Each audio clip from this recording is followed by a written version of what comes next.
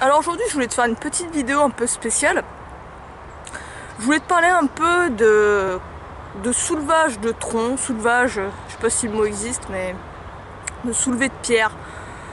Des skills comme ça, skills que tu veux surtout trouver dans le monde du strongman, mais qui sont extrêmement intéressantes et je pense que tu devrais inclure dans ton entraînement. Donc en anglais on appelle ça Odd Object Training. Odd Object, alors Odd ça s'écrit avec 2D, O2D, et Object comme objet, donc franchement la traduction en français j'en sais fiche trop, hein, j'arrive pas, ce serait le soulever d'objets bizarres, d'objets asymétriques, de tout objet qui ne soit pas des haltères et des barres olympiques, des poids, des trucs conventionnels. En gros on pourrait traduire ça comme ça. Donc ça va être quoi? Ça va être quoi le soulevé d'objets bizarres, on va dire ça, d'objets asymétriques? Ça va être tout ce qui va être utiliser des sacs de sable dans ses entraînements, utiliser des pierres, des roches, utiliser des poutres, des plaques de ciment par exemple, des barils de bière, de tonneaux. Souvent aux States tu verras ça dans les trucs de strongman et tout. Les mecs ils utilisent des barils de bière, des troncs que tu trouves dans la forêt. Des enclumes également, ça c'est vraiment style old school. Les enclumes, en fait, tout objet de n'importe quelle forme qu'on trouve dans la nature ou dans sa vie quotidienne, dans la vie de tous les jours. Donc c'est clair, ça ne veut pas être des objets que tu vas avoir, des objets symétriques, quoi, des objets que tu vas trouver dans les salles de musculation, mais ça va être tous les objets que tu vas trouver en dehors de ça, que tu vas en fait trouver dans le monde réel. Et s'entraîner avec ce type d'objet a beaucoup d'avantages, représente beaucoup d'avantages. Déjà, comme je l'ai dit, c'est s'entraîner avec des objets de la vie réelle. On va dire, c'est vraiment là le pur entraînement fonctionnel à 100%. Soulever une barre au développé couché ou soulever une barre, je sais pas, en deadlift, en soulevé de terre ou faire un back squat, on te dit que c'est des mouvements fonctionnels, mais dans la vie de tous les jours, tu feras jamais ça. Tu n'auras jamais un objet symétrique. Tu n'auras jamais ça. Tu n'auras jamais un objet conçu spécialement pour que tu le soulèves. Au contraire, l'objet n'est en guillemets pas fait pour que tu le soulèves. C'est à toi de t'adapter à l'objet, non pas le contraire. Ce qu'on a fait maintenant dans la musculation classique, la musculation moderne en fait, c'est adapter le plus en plus les objets de sorte à les rendre plus faciles à soulever et plus ergonomiques. Le fait de soulever des objets asymétriques, des objets on va dire assez non conventionnels, fait au contraire que ça rajoute une très grosse difficulté et fait travailler des muscles qui n'ont pas l'habitude de travailler dans des mouvements classiques. Donc au niveau des avantages, comme je te l'ai dit, c'est beaucoup plus difficile. Tu verras que même si tu arrives à soulever 150 kg au soulevé de terre, au deadlift, tu n'arriveras même pas à soulever une pierre de 80 kg. Tout simplement parce que l'objet a une autre forme et n'a pas un équilibre, c'est déséquilibré. Le grip est complètement différent, tu peux pas le saisir comme une barre, au contraire tu es obligé d'avoir les mains ouvertes. Alors ça représente un excellent travail sur le grip que tu peux peut-être négliger avec les barres classiques. Et là tu peux pas tricher en fait. Tu es obligé d'être fort ou sinon tu n'arriveras pas à la soulever, tout simplement.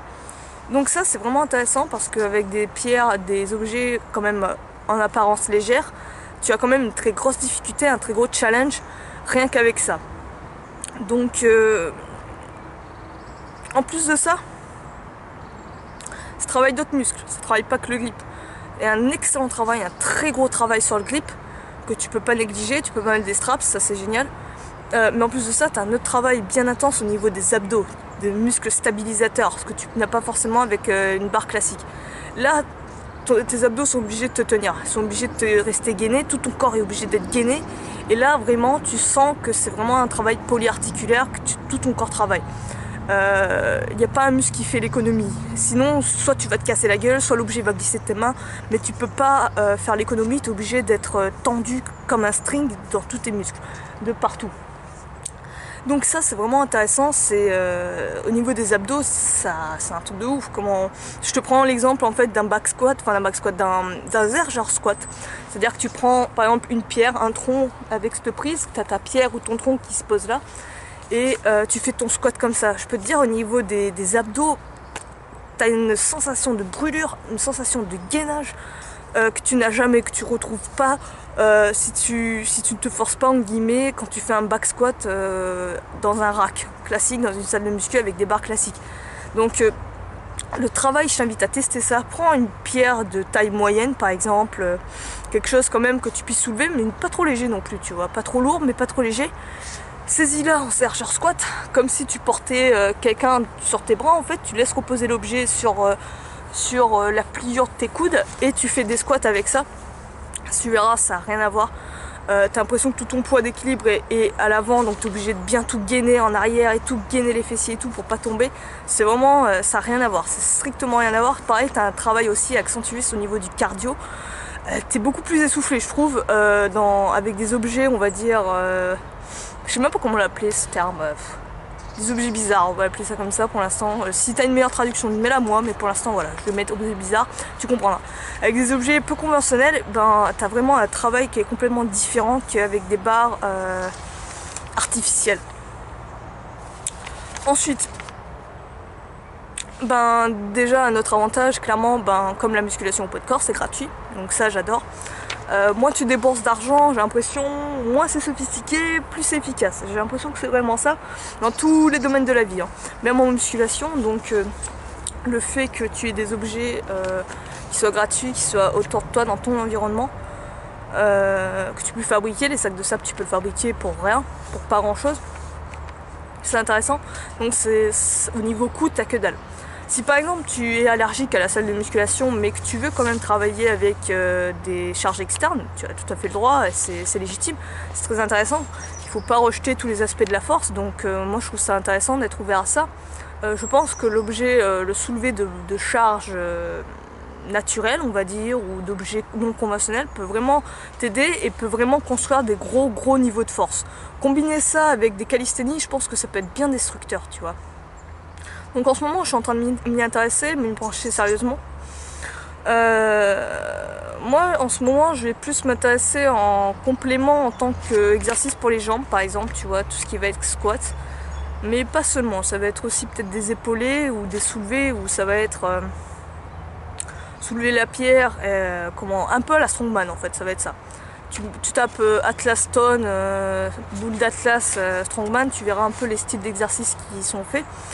Donc moi je trouve c'est intéressant, et plus ce style là aussi, tu vois, vraiment un truc bien polyarticulaire, bien fonctionnel, bien comment dire, bien bourrin. Ça c'est vraiment ce qui m'intéresse et sur lequel je vais vraiment me pencher, mais je vais être plus sur des objets, on va dire, de la nature, tu vois. Des objets, des pierres, des troncs, des trucs comme ça. Des plaques de ciment, là j'ai vu des trucs, comment ça s'appelle, là tout à l'heure, je crois que j'en ai filmé une, je te montrerai. J'avais vu, tu sais, les espèces de parpaings que tu retrouves autour des trottoirs, qui sont vraiment au rebord des trottoirs, les trucs gris, tu vois, t'as le trottoir, peu importe la couleur, puis après t'as un truc gris, tu vois, ça fait différents parpaings qui sont collés les uns aux autres, pour en guillemets, je sais pas, peut-être protéger le trottoir, j'en sais rien. Ben il y en avait là, des trucs comme ça. Là-bas, ben, je peux te dire, au niveau du poids, ça a l'air petit, mais au niveau du poids, c'est bien costaud, hein, c'est bien lourd. Donc ça, c'est intéressant, c'est vraiment challengeant. Ensuite, un autre avantage, ben, c'est que il n'y a pas d'ego. C'est-à-dire que l'objet que tu soulèves, tu peux pas savoir le poids qu'il fait, sauf si tu ramènes une balance. Tu peux pas savoir, c'est une estimation. Tu sauras jamais le poids qu'il fait, sauf si tu ramènes une balance. Donc ça c'est génial parce que t'as pas le côté égo, t'as pas le côté ouais tu soulèves combien, ouais je soulève combien, tu vois, ça on s'en fout. C'est en fait tu cherches l'objet qui te challenge le plus. Tu cherches un objet, si par exemple l'objet est trop léger, que tu arrives bien à le soulever, que tu trouves qu'il manque de l'intensité, hop c'est pas grave, tu prends un objet plus lourd, un objet plus gros. C'est la même avec un objet trop lourd, c'est l'objet trop lourd que tu sens que tu peux pas le soulever et tout, bah ce que tu vas faire c'est tout simplement prendre un objet plus petit.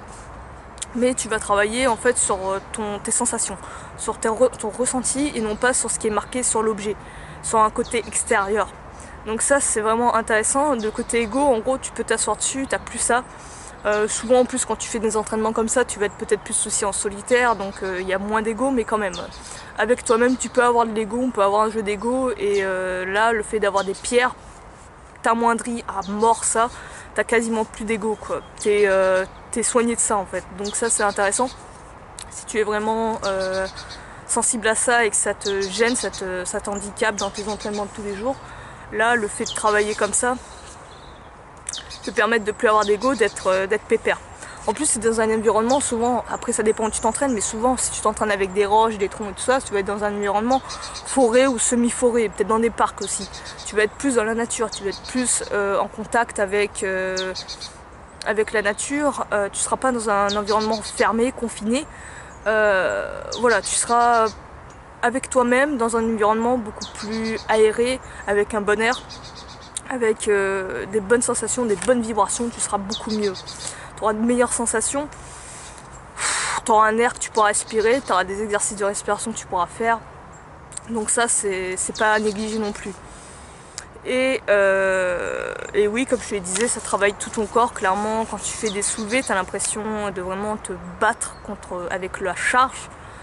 Quand tu veux par exemple la mettre sur ton épaule, que la pierre est assez lourde, que tu es obligé de t'y reprendre à plusieurs reprises, à être technique, à être propre techniquement, sinon ben, tu vas pas la soulever, mais en plus tu risques de te faire mal, tu es concentré dessus, tu as le cardio qui monte. Je peux te dire que c'est un travail vraiment très intense, une très grosse intensité, c'est vraiment brut. C'est Brooks Kubik. Je t'en ai parlé de Brooks Kubik dans l'entraînement d'un dinosaure qui clairement conseillait et encourageait vivement à tous ses élèves, à ceux qui aiment sa méthode et qui l'appliquent, de travailler avec des objets comme ça, de toujours travailler avec des objets comme ça. Les hommes forts de l'époque, de l'ancien temps, du 19e, du 20e siècle, 19e je sais pas, je me gourre peut-être, je recule un peu trop en arrière, du moins du 20e siècle, tu vois, fin 20e, début, oui, fin 20e, ouais, 19e, 20e, si c'est bon, c'est dans cette époque-là, 1800, 1900, dans ces années-là, les années 30 également. Après, ça c'est, comment dire, on a abandonné tout ça, hein. Tout le travail à la old school, on l'a zappé, donc tout le travail comme ça avec les pierres et tout comme ça, on a complètement oublié ça. Mais ça c'est vraiment très reconnu pour vraiment construire des gros niveaux de force, de la force brute, des trucs bien barbares, bien coriaces. Donc ça c'est intéressant.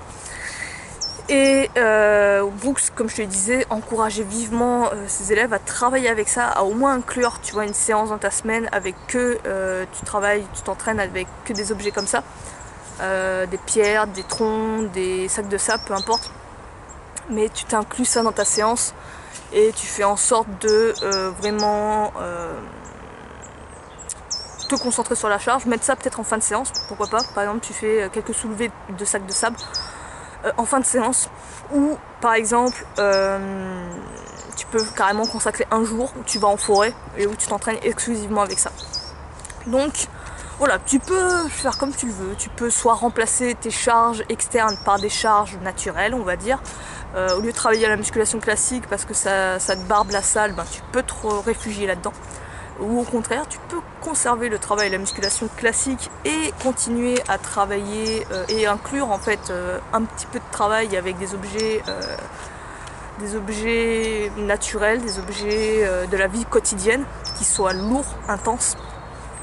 Je t'invite à tester ça, je t'invite à expérimenter, dis-moi ce que t'en penses, n'hésite pas, un jour tu te balades en forêt, tu vois un gros tronc qui est coupé, qui est tombé, amuse-toi à essayer de le soulever, amuse-toi à essayer de le retourner, je te montrerai je pense des exercices sur quels sont les différents exercices qu'on peut pratiquer avec les pierres comme ça, les pierres, en fait ça va être essentiellement tous les exercices que tu peux faire à la barre olympique et à la barre et haltère. Mais je vais te montrer les exercices que tu peux faire, pareil pour les soulever, comment bien se placer, tout ça, je pense que ça peut t'intéresser. Pareil pour les troncs. Voilà, c'est vraiment intéressant, c'est vraiment très sympa à tester. Donc sur ce, moi je vais te laisser, je te dis à la prochaine, n'hésite pas, tu me dis en commentaire si tu as des suggestions, des demandes et tout, tu me le fais savoir. Moi, ce sera avec plaisir que je prendrai note. Et moi je vais te laisser, je te dis à la prochaine. Ciao.